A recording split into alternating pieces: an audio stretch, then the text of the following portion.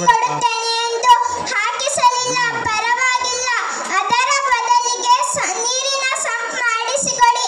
ಗ್ರಾಮ ಪಂಚಾಯಿತಿಯವರೇ, ಇವತ್ತು ನಮ್ಮ ಪೆಟ್ಟಿಗೆ ಅಂಗಡಿಯನ್ನು ಎತ್ತಿಸಬೇಕು. ಇಲ್ಲದಿದ್ದರೆ ನಾನು ಇಲ್ಲೇ ಧರಣಿ ಕುಳಿತುಕೊಳ್ಳುತ್ತೇನೆ.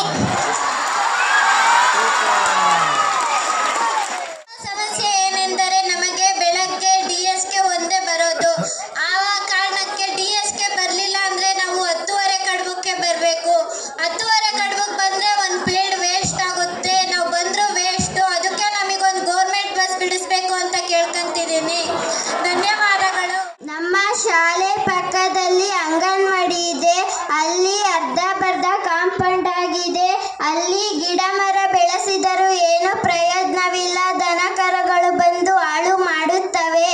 ಅದಕ್ಕೆ ನಾವು ನಿಮ್ಮನ್ನು ಗ್ರಾಮ ಪಂಚಾಯಿತಿಯಿಂದ ಕೇಳಿಕೊಳ್ಳುತ್ತೇವೆ. ನಮಗೆ ಕಾಂಪೌಂಡ್ ಕಟ್ಟಿಸಿಕೊಡಿ ಎಂದು ನಿಮ್ಮಲ್ಲಿ ದಯವಿಟ್ಟು ಕೇಳಿಕೊಳ್ಳುತ್ತಿದ್ದೇವೆ. ನಾನು ಬಿಂದುಶ್ರೀ 10ನೇ ತರಗತಿ. ನಮಗೆ ಕುಳಿತುಕೊಳ್ಳಲು ಕೊಠಡಿ ಇಲ್ಲ.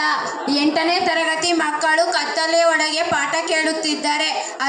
ಅದಕ್ಕೊಂದು ಪರಿಹಾರ ಕೊಡಿ ಸರ್ ಅಂತ ಕೇಳುತ್ತಿದ್ದೀನಿ. ನಮ್ಮ ಶಾಲೆಯ ಹೆಸರು ಸರ್ಕಾರಿ ಪ್ರೌಢಶಾಲೆ ಬುಕ್ಕಾಪಟ್ಟಣ. ಸರ್, ನಾವು ಕತ್ತಲಲ್ಲಿ ಪಾಠ ಕೇಳುತ್ತೇವೆ. ಅದ್ರಾಗೆ ಏನು ಕೇಳಿಸೋದಿಲ್ಲ.